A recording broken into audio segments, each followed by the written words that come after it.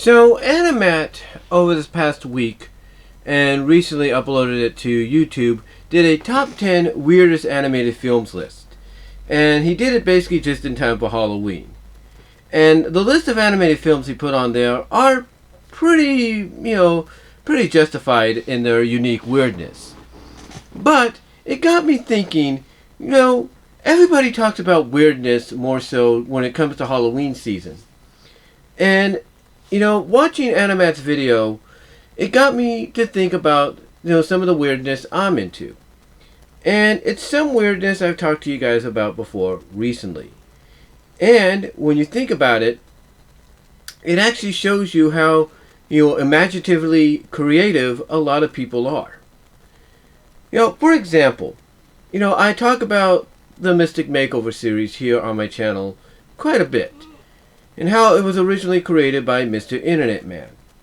Now, Mr. Internet Man basically took a concept that we had seen several times in all kinds of media. And what he did is he took it to the umpteenth level by basically giving it to someone that, just has a regular daily routine. Nothing really exciting unless that character is put into a situation due to a crossover by another artist or storyteller. And that character, of course, is Veronica Demonica. Veronica might primarily, but would become known as Demonica later on, in the origin story in which she basically gets her powers. Now, the powers, as I've talked about before, is those of a shapeshifting succubus that she basically goes by, who basically, I should say, goes by the name of Demonica, which is basically the succubus alter ego of Veronica. Now, Mr. Internet Man had been doing this for about 5 years, and over that course of time, he's introduced us to other characters. And one character that has identical powers to Veronica Demonica is Rebecca, who also has, the same kind of powers, and is able to turn into her succubus alter ego known as Exotica. Now, here's what's interesting about, like I said, about these characters having these powers. Like I said, the characters that, when you read the Rep comics or any interpretation about them, are characters that basically are just living out their daily routines or their daily lives. Not bugging anybody, not really, doing anything really important unless it's spending time with family. They're just going out, they're just, having, an average day in their life. But what's unique about it is now that they have these powers, that average day could turn into something unique and pretty much adventurous, if not mischievous. Now, the catch about it is, yes, they do kind of have a bit of a job when they become these alter egos of theirs, known as Demonica and Exotica. That job is to basically go out and for a brief period cause a little bit of mischief, which they do. But then, once they're done causing a bit of mischief, they come back home, and if they have plenty of time on their hand, they decide whether or not to go back to their normal life or continue spending their time as their alter ego. And there have been several occasions, basically, where Mr. Internet Man has taken a character, primarily Veronica, as Demonica, and basically has, had Veronica as Demonica do these mischievous little outings, come back, have plenty of time before she officially has to change back, give her that option to either change back early or not, and most times go with the latter, which is essentially, hey, just remain in her succubus form and kind of make the best out of it. And most times she does.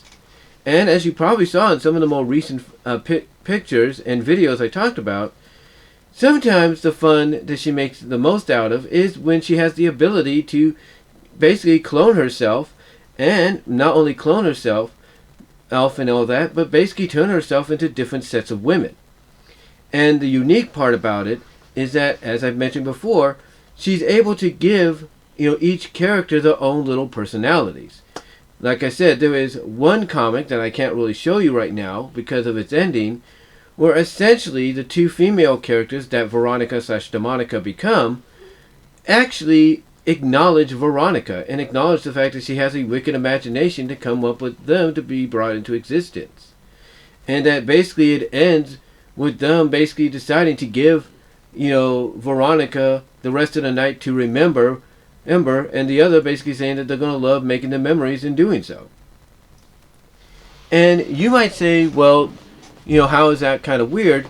Well, again, think about it. We've seen shapeshifting in all kinds of media before, but never shapeshifting took into a level to where basically a character not only has the ability to become anyone or anything they desire, but also at the same time have the ability to essentially twin or quadruple or triplet themselves, but not just into clones of who they are, but into different sets of women, with their own personalities.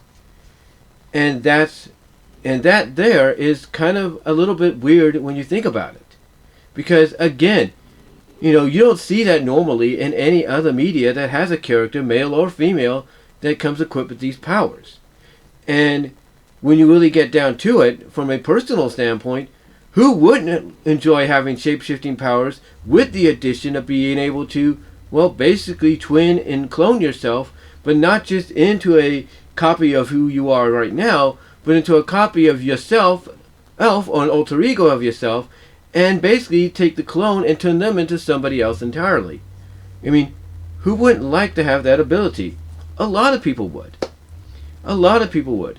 Especially when you're granted to especially when your abilities grant you the chance to become anything entirely. Like in some of the early, web comics that he would do on Demonica, Mr. Internet Man would basically have her shapeshift into just about anything she can think of. Like a rocket, a tree, a robot, a muse statue, a portrait of herself, stuff like that. Stuff like that. A car, a tree, I think I said, anything she can think of. She's even turned herself into replicas of the sun and the moon. Go figure. And she's even teased the fact, and he's created an alter ego for her to do this, where she basically likes it when she basically becomes liquefied before using that liquefaction, or meltdown liquefaction, if you will, where she feels so soft and sensual, as she puts it, because it feels so good to her, before she uses it to change into something else. And by teasing that, he's basically now granted essentially her with a new alter ego after she becomes Demonica, which she dubs Demorphica. And again, it's really kind of strange and weird when you get down to it, when you look at these web comic stories that he puts the character in.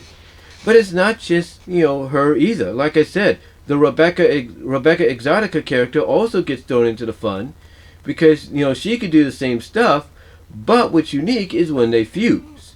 Now, the first time they fused, of course, they both had control of the character that they had become.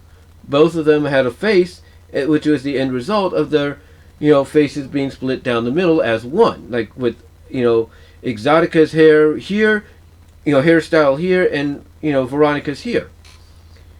But then, what's unique about it is the second time they tried to basically become another fusion known as Angela, but unfortunately that fusion was just a fragment, of what they could potentially do. In other words, they allowed that fusion to temporarily be the more dominant persona, if not more a dominant persona in the fact that she was more self-centered and vain.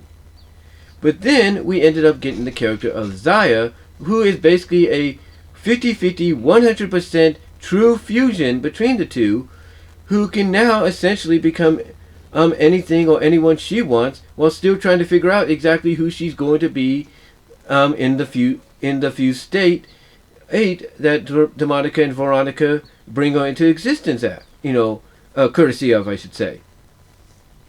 So basically, she has the ability to do similar stuff, including split herself into multiple women as well. And that to me is strange and unique in its own right. But then when you incorporate other characters created by other people and you put them into the scenario, it gets a lot crazier as well.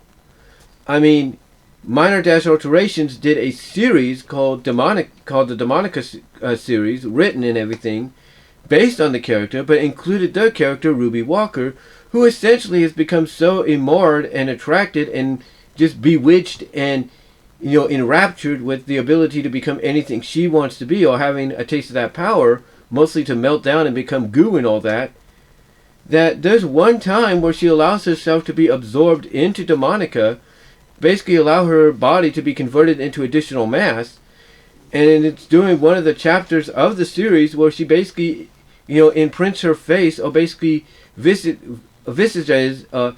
vestige of her face on the body of Demonica, saying, she saw it, basically mentioning that she saw it all, basically talking about something that Demonica saw, but then says slime, sex, melt. That's all she cares about.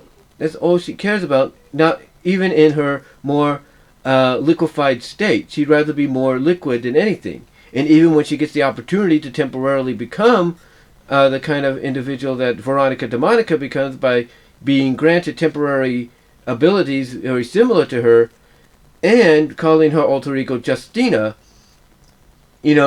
she loves being nothing more. And the description in the narration describes the fact that she loves to be nothing more than liquid and all that.